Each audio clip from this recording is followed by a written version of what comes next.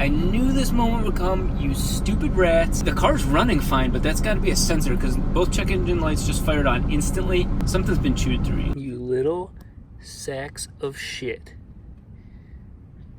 You can't make those up, right? Those are very clearly not friendly paw prints. I am a massive live and let live type of guy. I am not vegan, I'm not vegetarian, and I'm definitely not pescatarian. I like meat. For all intents and purposes, baby animals are cute.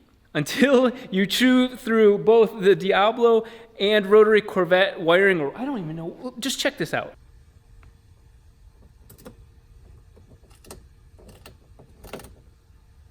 You little piece of shit.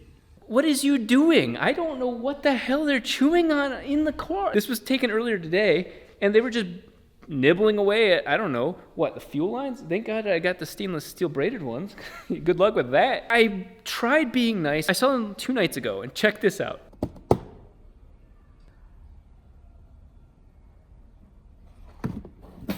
Jesus. They scared the crap out of me, and I was like, okay, that's a mouse.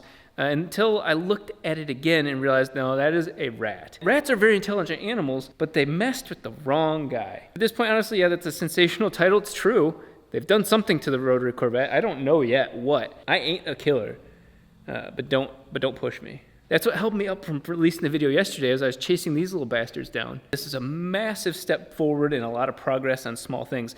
So continue the video on, and you see all the adventures we've been doing for the last 40, however many hours on the 4-rotor engine. And this thing just keeps shaping up more and more. It's the small stuff that'll just kill you, especially trying to get these sort of timelines met. I had to print it off, 3D printing, this beautiful, nice belt. It's a belt pulley. And what's interesting about it, it's called Gilmer. So for anybody that is wondering what this style of ribbed, no, it's not Trojan, it's Gilmer. Gilmer style ribbing. You know what? I'm just gonna say it. I'm gonna sleep when I'm dead, because right now I need to wake the dead with this engine. About 4 hours ago, I filmed the earlier piece to this, and all I have to show for you after 4 hours, and a lot of being very careful, is just simply that this is installed properly. No, not the wheel itself. The key is missing for that. The fact that we have this mounted properly to the trigger wheel, mounted to the engine. That is solid, that is correct, timing is solid, all of those sort of things. That is a piece of cake. It's in line. That's a very important detail. The one that's not really in line is the oil pump, and that's fortunately adjustable. That can slide in and out and then lock into that position there. Awesome, hey, cool guys, we got 3 belt pulleys, we're good. There's no belt that's that exact size whatsoever, not even close. That's 37.5 inches in circumference, in triangle circumference. That doesn't exist. The closest one is 36.5, and the more common one is 36. So I ordered in both of them. And of course, they're back ordered, but they'll be in Tuesday. I'm gonna bring this up and in as originally planned. And this is all a balancing act to be able to get these to feed back to each of the ports on the pan, but that also gives me a shorter circle, ultimately getting everything accomplished at once. That took me, no joke, 3 hours of measuring, trying to figure it out, seeing if the pump would work up higher, which part are we gonna move up? For example, should I have the black plate back here, that's our prototype? Should I move that piece up and leave this? Or, hey, this is a chunk of 1 inch thick aluminum, should I cut this, drill holes here, make more down here, weld something on? And on top of all of that, I had given him false information, and let's see it from right there. The trigger wheel and its sensor aren't close, they're about a 1/2 inch off. So that also has to come in 1/2 inch. This is a 105 tooth belt. That doesn't tell me too much. It's like 0.3 inches between each of the teeth, so it ends up being like a 34 inch belt. What's kind of sick is that it actually fits, I'll go the reverse, it actually fits between the alternator and the main pulley. Exactly. There we go, there, that's kind of sick. But again, that's 34 inches, and that's how much of a difference a couple inches makes. At least that's what I tell my girlfriend, who doesn't exist at the moment. You think, oh, 34, that's close. No, look at, you have a whole pulley missing just because 2 inches? 34 to 36 or 7? Yeah, just because of 2 inches, that's how much you miss out on, and that's why I hate pulleys and belts. What we're gonna work on for today's video is all of the ignition. I also picked up all of the brackets and everything for this. So we're gonna see if we can get these fitted in right. It's you. Suspect the easiest way to do this will be pull that test one off, pull this off, and look at the hardware we've got. My nice little notches turned out well. Nader saw the video and cracked up. I was like, please don't hate me, please don't hate me. Here's my little bag of hardware. There's the original alternator pulley. It's gonna get loud. These bolts with the shoulder on them, these are for the rear coils. We're gonna grab another couple test coils. There we go. There, that's the sexy one. AEM sells a nice little kit. So I'm gonna use my old beat up ones and the ones that we are gonna use on this car just for fitment. This will drop in like so. He supplied these for this reason. Nice. That's nice. The front ones take these smaller ones right here. There you go. Do that 6 more times. The most important thing is whether or not the rear one clears. Let's get it to the correct spot. I feel something hitting. See how it's pivoting? That's gotta be the rear one. That's not good. We have a couple of things to balance here, and balance we will. The biggest issue is the combination of being able to plug stuff into here, being able to get the spark plug coil boot here, and keep these as tight as possible. That's quite the challenge. Even with these, and I have I guess I made both ends angled boots. If this gives us or frees up any sort of space, the angled boot on this end is useless.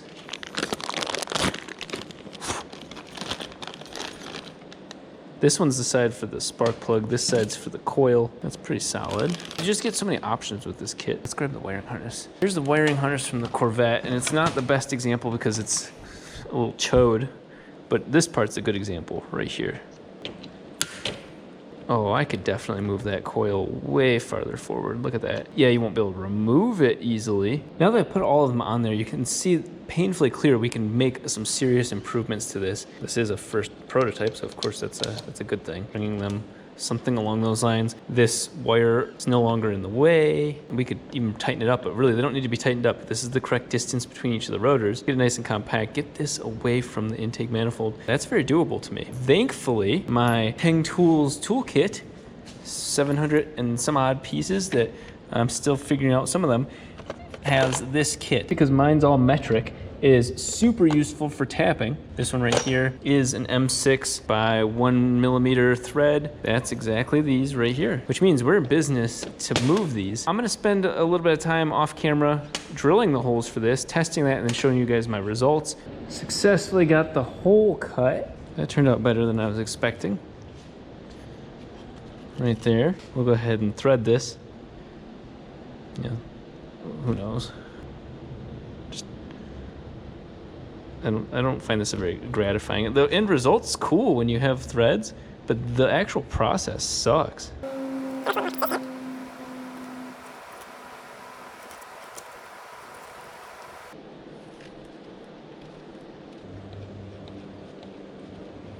It's doing something. Please be good. Oh, that is really compact. I do think the rear one's gonna have to go here though. If I don't put the rear one on the far side, it's gonna have to be up here, which that's not gonna look good. Okay, that seems like a really clean, tight solution, which gives us more room back there for the wiring harness to sit. I'll end up finishing and drilling just enough holes to get all of these to sit on here. I'm gonna tap 1, 2, and then we're gonna have to have the last coil right here. It will not look good up here. Even though this is halfway through a video, I wanna show you guys what I keep getting in. These got lost in the mail. They're the 220 AN fittings. These go on the front. That's some heavy duty shit right there.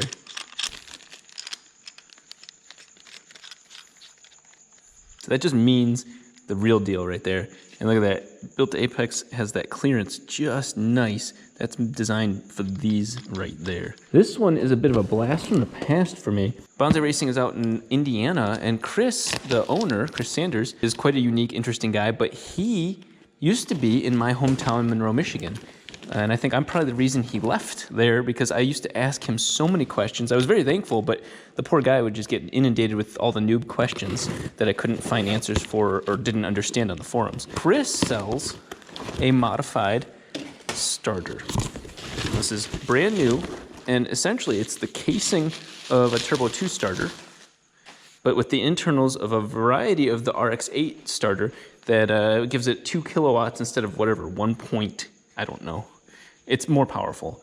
And this is my first option for trying to start this monster of a car. Not a huge fan of the zinc plating, but that's beggars can't be choosers, right? Ultimately, if we have to, we'll go to something, you know, probably LS based and, you know, modified to all hell. I can start doing the wiring from the starter to the alternator, and of course, somewhere back here, this way, for now it'll be this way, a battery. I'll have the Adaptronic M6000 right here, but also the PDM from Racepack. Racepack is another brand by Holly, and we've worked out a deal, I paid for it, to control all of the electronics in here. It's an integrated fuse, relay, monitoring, all of that in one box. And so you put battery power to that box, obviously connected to the same thing that's the alternator, starter, battery, PDM. From that, you can control your fuel system, you can control your fans, you can control all of your sensor power,